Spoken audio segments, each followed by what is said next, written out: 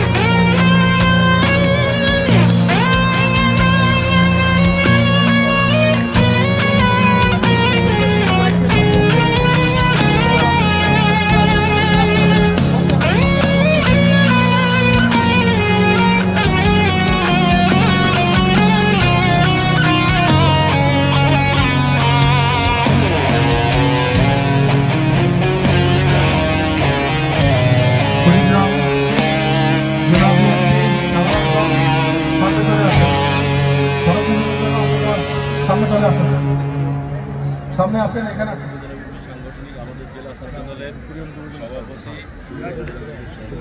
সবাই বসে পড়েন।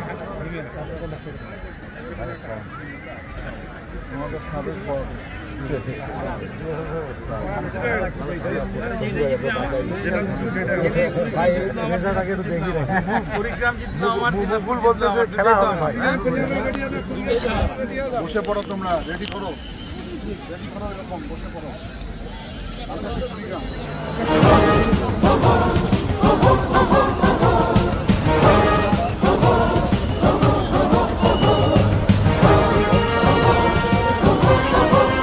একটু বসতে হবে সবাই,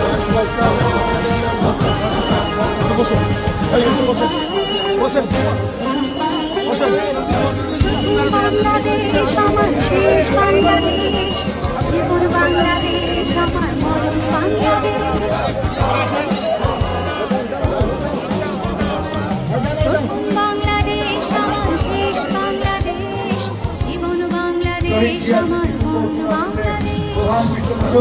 আজকে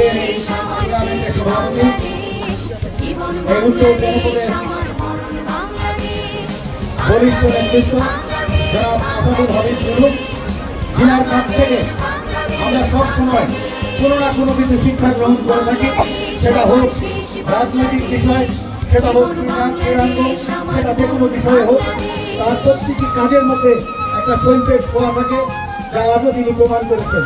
আমাদের মাঝে উপস্থিত আছেন বাংলাদেশ জাতীয়তাবাদী দল কেন্দ্রীয় নির্বাহী কমিটির ভাইস চেয়ারম্যান, আমার অত্যন্ত প্রিয় শ্রদ্ধেয় বড় ভাই সাবেক বাণিজ্য মন্ত্রী জনাব বরকতুল্লাহ দুলু, বিএনপির অন্যান্য নেতৃবৃন্দ, আমার জেলা থেকে আগত নেতৃবৃন্দ উপস্থিত, লালমনিরহাটের সকল স্তরের জনগণ, আপনারা সবাই কেমন আছেন? সবাইকে দিনাজপুর বিএনপির পক্ষ থেকে সংগ্রামী শুভেচ্ছা।